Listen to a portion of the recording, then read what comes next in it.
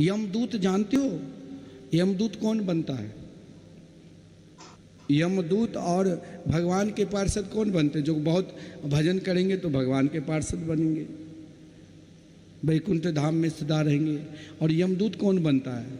यमदूत जो बार बार पाप करते हैं और पाप करते करते बार बार नरक जाते हैं, फिर आते हैं, फिर पाप करते हैं, फिर नरक जाते हैं। तो यमराज सोचते कि महाराज ये तो अपनी जान पहचान के हो गए, इसे क्यों नहीं यमदूत बना दूं। और महाराज जैसे कोई कैदी है, बार बार अपराध करेंगे, जेल जाते हैं, फिर आते हैं, फिर किसी को मार दिया, फिर जेल गया, तो जेलर सोचते कि महाराज ये तो पुराना कैदी है, इसे जेल में ही कोई ना कोई काम दे दूं। सब पहचान। वैसे जो महान पापी होता है, केवल अपने जीवन में पाप ही पाप करता है, वही यमदूत बनता है।